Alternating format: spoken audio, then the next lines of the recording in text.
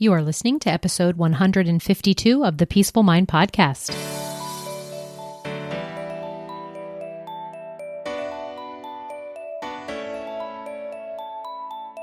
Welcome to the Peaceful Mind Podcast, a place for creating the peace of mind you need to be the best mom you are created by God to be. If you want to bring more balance, more joy, and more peace to your motherhood, this is the place for you. I'm your host, certified life coach and Catholic mom, Danielle Tienel. In the name of the Father, of the Son, and of the Holy Spirit, let's get started.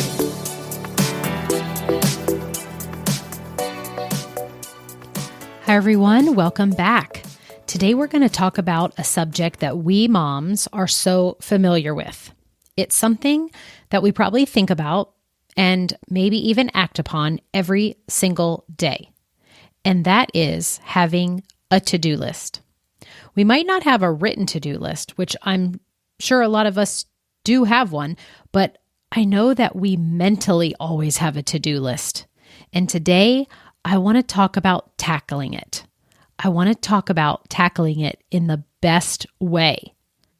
Looking at your to-do list in a whole different way than you ever have before is one of the things that I am aiming for with this episode.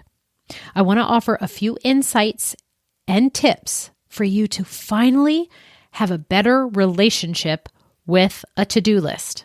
I often talk about the relationship that we have with non-human items. For instance, in my Busy to Balanced Life coaching program, I have a training called Relationship with Your Money. Okay, so we all know that money is not human, but did you know that you have a relationship with it? We discuss our relationship with your time. It's relationships that exist in our mind, and relationship is how we relate to another person, but it's also how we relate to things. And today, I want to talk about the relationship you have with your to-do list, because I believe the best way to tackle it is to have a really good relationship with it. There's no doubt about it that, and there's no arguing, that when we have kids, even if it's just one, and then a lot of us have multiples, and just any other human beings that we are added in our life, in our family, in our environment, adds a complexity to our lives. And when other humans are in our care, and it's not just ourselves that we're caring for, it's inevitable that we're going to have more things to do and to take care of. So what I have found is that when we grow and we have a better relationship with our to-do list and how we're spending our time and what we're actually getting accomplished, that what you're feeling during the day and how you're going about it all, getting those things done, gets elevated. You have a rise in satisfaction on what you are accomplishing in your life when your relationship with the actual items and what's on the list and the list itself is increased. And then you're more tapping into being able to feel proud of what you're doing. So today, in order for me to help you elevate your relationship with your to-do list and therefore tackle it in the best way, I wanted to give you some different items to think about, some different ways to think about your to-do list. So the first one that I want to bring up is that in general, humans overestimate what they can get in a day. Humans overestimate what you can get done in a day. And the second half of that is that we underestimate what we can get done in our lifetime. So again, it just deems repeating because I know that I needed to say it to myself again when I first heard it. We underestimate what we can get done in a lifetime. So how I want to break this up for you is that really what it means is that we place the importance, the level of importance on what we are doing in our daily life, day after day, hour after hour, minute after minute. We place what's most important to us instead of thinking about the big picture of our lives and what we are accomplishing as a whole. So that when we're on our deathbeds and we're looking back, we're going to be thinking about our life and what we experienced and accomplished in a big picture way. But I don't want you to wait till then to think about it that way. Instead of getting bogged down in the weeds of the daily activities. We're not going to want to be thinking back that, oh yeah, on that one Tuesday that I had 20 items on my to-do list, I only did 10 of them. That's not how we will reflect on our life. But what we're going to be thinking about is the human beings that we raised, the work that we accomplished, the vocation that we had, the impact that we made with that vocation and the world. And we're going to think about how we felt about our lives. If we felt that we enjoyed it, that we were happy, or were we just resentful and annoyed and frustrated and disappointed and overwhelmed and angry all the time? In general, what would you say about your life, like the big picture of what you're accomplishing? Did we live our life in general as a victim to our circumstances?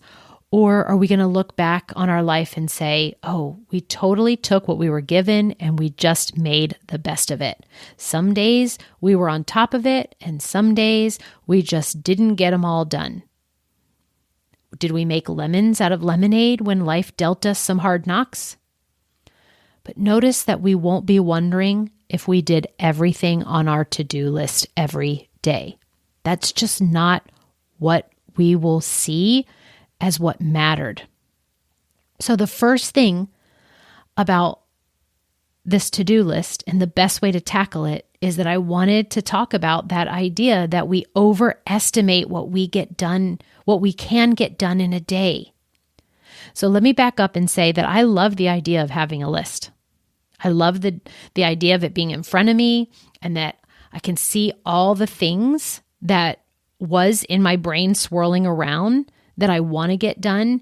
But instead of keeping it on the inside, I actually got them out of my head and on paper so that I can see them, physically see them, instead of just thinking about them or forgetting about them or having to take them extra mental energy of having to remind myself of what they are. Because when we keep things inside of ourselves, it's emotionally and mentally draining. And so I'm a big component of having a to-do list. I'm not knocking them at all. I think it's something I want to urge you all to do. But I want you to know that I'm urging you to do what I think will bring more peace to your life around having a to-do list. Because of how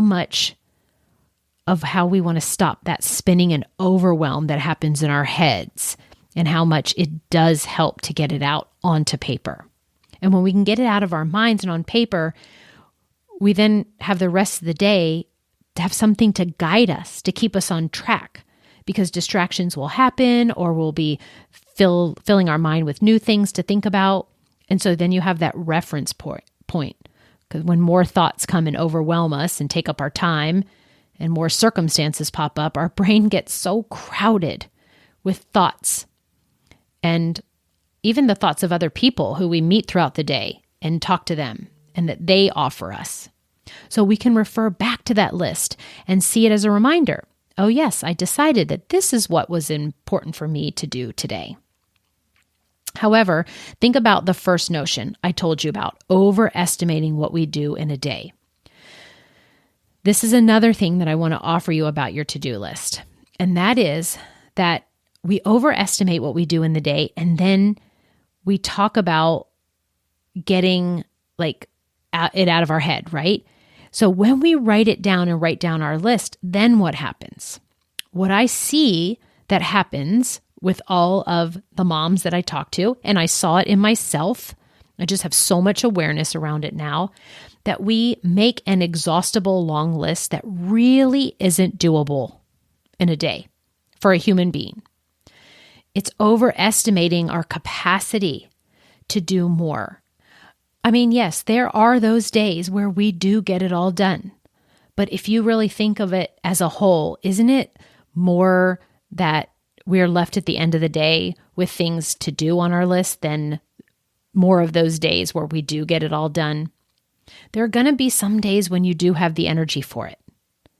However, what we don't want to put on our to-do list, or what we don't put on our to-do list a lot of times, is to rest, to recharge, to do the things that fill me up. Our to-do list doesn't say like, take a nap, go meditate. It's filled up with all these actionable things that we think are going to make us feel accomplished and proud, and just daily tasks.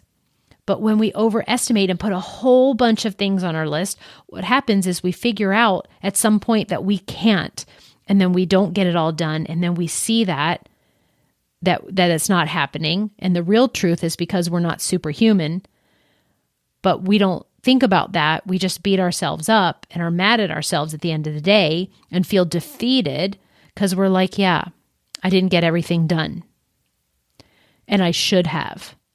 Or I was unmotivated and uninspired, or I'm lazy, or I gave in to those distractions, or so-and-so called. And then there's some blaming too. And so we end up feeling not great about it. So, I say this to my clients, I say this to my mamas, I'm like, day after day after day, we don't finish our to-do lists. And then we create what we see, that during the night, we can actually just run up our to-do list for the next day too. And we just keep on adding more things. Sometimes as we go along the day, we're just filling and adding more. So our list is always getting longer. But what's happening is we're setting ourselves up for defeat. Because at the end of the day, when we don't accomplish it and we're feeling like we didn't get it all done, we feel heavy and defeated and discouraged, as opposed to what I now suggest. And that is for you to underestimate what you can get done in that day. Get it out all on your list. Get it out. Get it out of your head onto paper. But don't make that everything that you got out be your to-do list for one day. Maybe it's all that you want to accomplish in a week.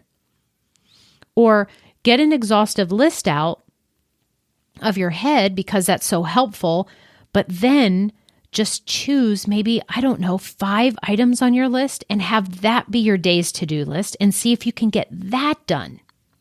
And you're more likely to be on target and then accomplish these things because it won't feel a lot, it won't feel so overwhelming, and you'll be able to be proud of yourself. And if you only put a handful of things on your list, you can leave room and time for other things like rest and relaxation. And so at the end of the day, you're like, yes, I did it. I did those 3 things. I did those 5 things instead of I didn't do those 10 things. Do you feel the difference? So when it comes to your to-do list, I highly recommend you start underestimating what you can accomplish in a day. And that is the best way to tackle your to-do list. And so if your to-do list is less, then you are more likely to feel like it's doable and accomplishable. And so then you'll do at least those items and you'll be able to check it off and you'll be able to give yourself a high five and feel proud of it. And lastly, I want to offer you a mental trick on how I conquer my to-do list.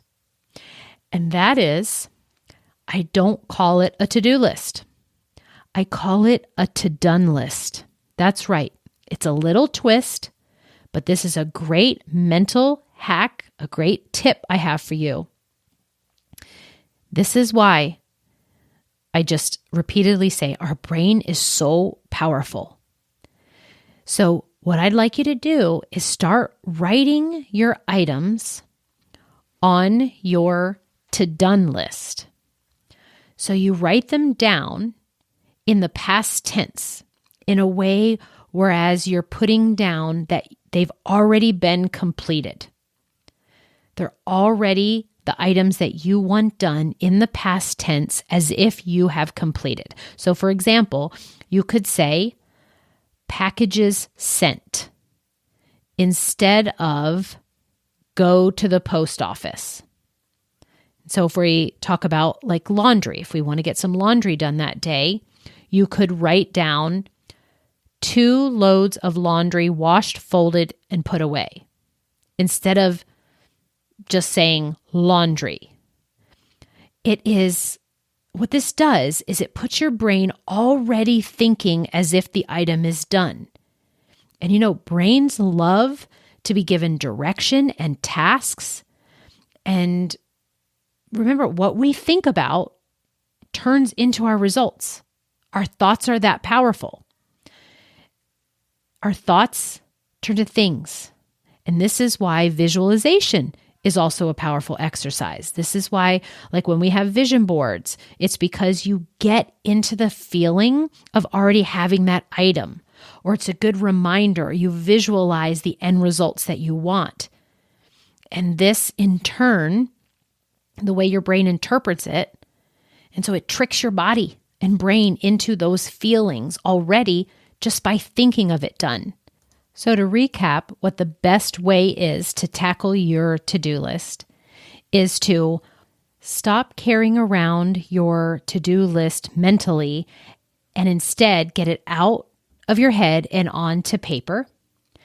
And then secondly, I want you to start underestimating what you can get done in a day, knowing that overestimating what you can get in a lifetime is what we want to be after. But as far as our daily tasks, we want to underestimate. So we leave room and spaciousness for getting things done, accessing being accomplished and proud, and leaving room for relaxation and rest. And 3, I don't want you to use your to-do list against you. I want you to see how you can create one and have it work for you so that at the end of the day, you set yourself up to be and feel accomplished and proud and not defeated. And then lastly, I want to invite you to reframe your to-do list and to begin to call it a to-done list and write down your items in a way that it shows your brain and yourself that it's already done and completed. Okay, so there are my best practices for tackling your to-do list. I hope you enjoyed it and got some help from it and will start applying what I've offered here today to help you just get all of those things that you're doing in your amazing mom life accomplished, and of course, having more peace of mind around your to-done list. All right, everyone. Thanks so much for joining me. I'm so just grateful that you're here. If you like what you're learning, please rate or review on whatever you are listening, the podcast platform. I would appreciate it so much. I love you all. I'll talk to you again next week. Take care. Thank you for tuning in to today's episode of the Peaceful Mind Podcast. Are you ready to take everything I teach you here and put it to work for your own life? To really learn how to have peace of mind no matter what is happening around you? If so, I'd love to have you as a client. As your coach, this is where you'll get personal and focused time on your own mind, using life coaching tools, concepts, and proven life-transforming wisdom, all through a faith-filled lens. To learn more about how we can work together, come on over to danielleteenel.com. There, you'll see how to sign up for a free coaching consult and learn how to get started. Until next time, peace be with you always.